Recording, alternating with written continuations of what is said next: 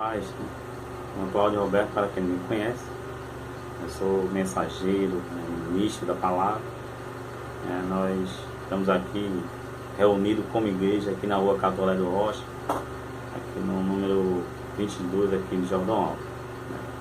Hoje eu vou trazer um assunto para nós refletirmos acerca das doutrinas da graça, em especial as cartas do apóstolo Paulo, porque nós, como vocês já sabem, temos toda a Bíblia como legítima, porém, como a regra de fé, nós nos baseamos nos escritos de Paulo.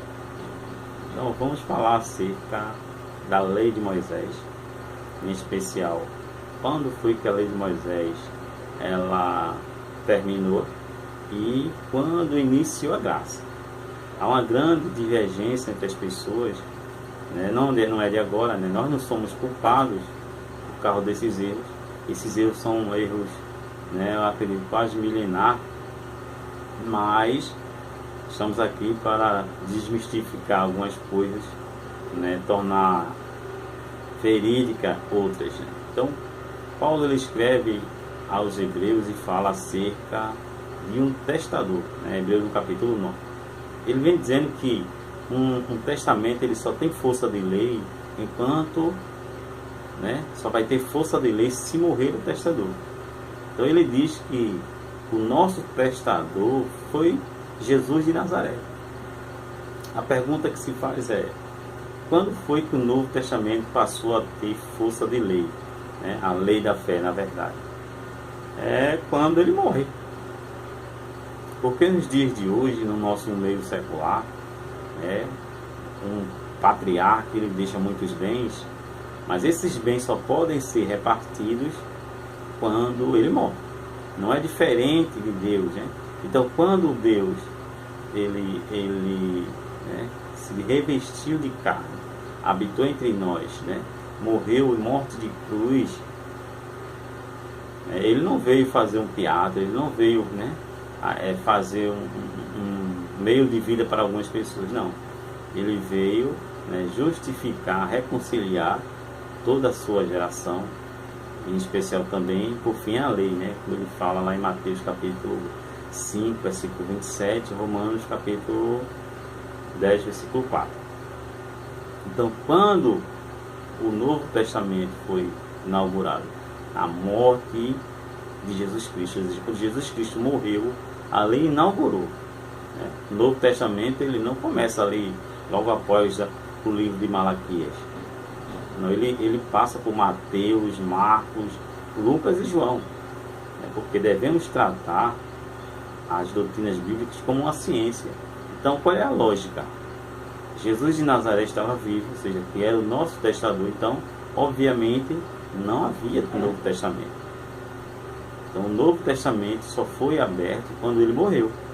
Então, quando ele morreu, de fato, lógico, ele inaugurou o Novo Testamento. Então, o que é o Novo Testamento? Boa pergunta. O Novo Testamento é uma revelação, não mais a letra, a lei de Moisés. Eu vou dar um exemplo aqui. Paulo, no capítulo 9 mesmo, aí, nesse mesmo contexto, ele vem dizendo que o sangue de Cristo purificou a consciência de aquelas pessoas daquela época de obras mortas. Então, o que na lei pedia? Pedia sacrifícios. Então, aquele povo, eles trazia para o templo animais, e esses animais eram sacrificados periodicamente, mas esses mesmos sacrifícios não purificavam a mente das pessoas, Então, foi quando Deus, com um único sacrifício, está lá em Hebreus capítulo 9, versículo 26, purificou de uma vez por todas, e não se repete mais. Então é isso.